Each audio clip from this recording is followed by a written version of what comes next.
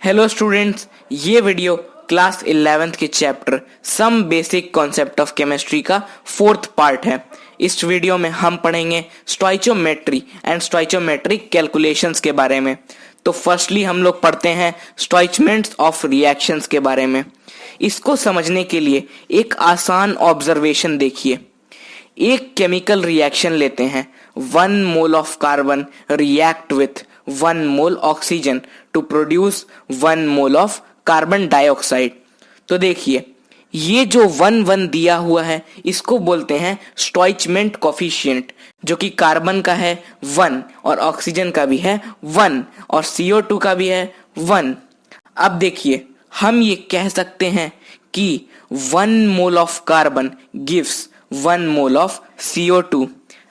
इसको भी हम लिख सकते हैं 12 ग्राम कार्बन गिव्स 44 ग्राम CO2। 1 मोल कार्बन का वैल्यू 12 ग्राम और 1 मोल CO2 का वैल्यू 44 ग्राम होता है।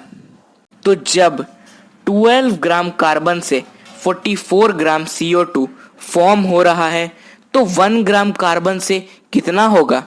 44/12 ग्राम। इसी तरह से 1 मोल ऑक्सीजन से भी 1 मोल CO2 फॉर्म हो रहा है। इसे हम लिख सकते हैं कि 32 ग्राम ऑक्सीजन से 44 ग्राम CO2 फॉर्म हो रहा है। तो इसी तरह से 1 ग्राम ऑक्सीजन से 44/32 ग्राम CO2 फॉर्म होगा। बस इतना ही समझना था आपको इसमें। इससे ही आपको स्टोइचमेंट के क्वेश्चन सॉल्व हो जाएंगे।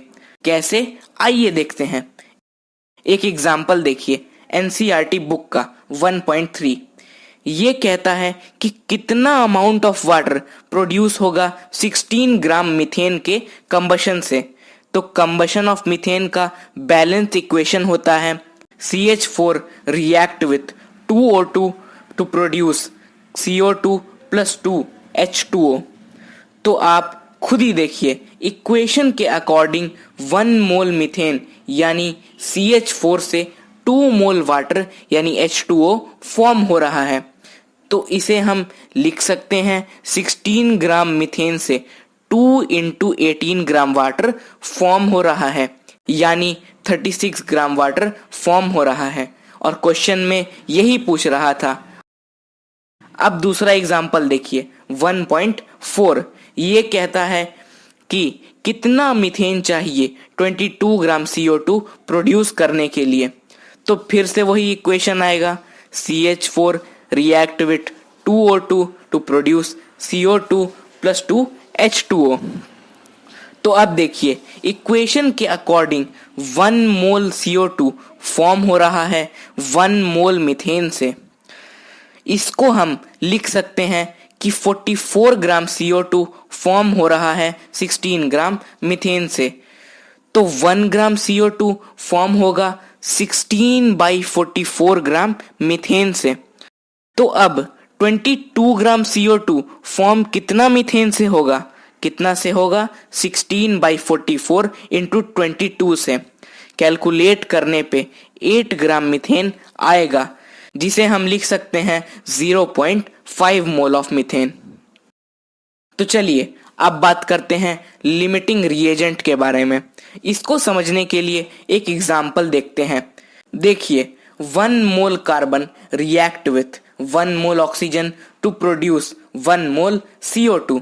तो सपोज मान लीजिए कि हमारे पास 24 ग्राम कार्बन और 8 ग्राम ऑक्सीजन है।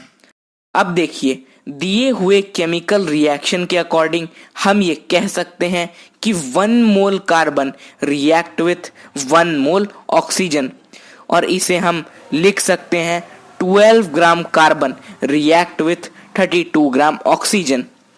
तो 1 ग्राम कार्बन कितना ऑक्सीजन के साथ रिएक्ट करेगा?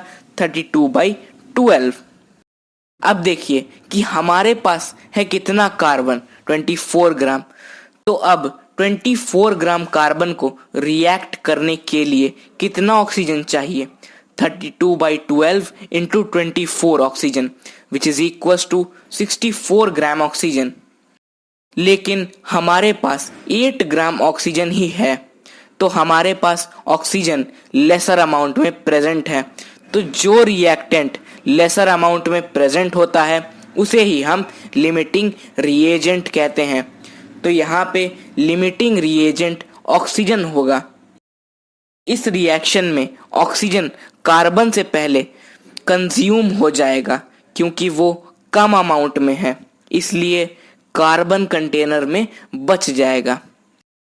तो स्टूडेंट्स, ये था केमिस्ट्री के chapter some basic concept of chemistry का 4th वीडियो। नेक्स्ट वीडियो में हम पढ़ेंगे रिएक्शंस इन सॉल्यूशंस के बारे में। अगर आपको अभी भी कोई भी डाउट है तो नीचे कमेंट कीजिए, मैं उसका रिप्लाई ज़रूर दूंगा। Thank you for watching.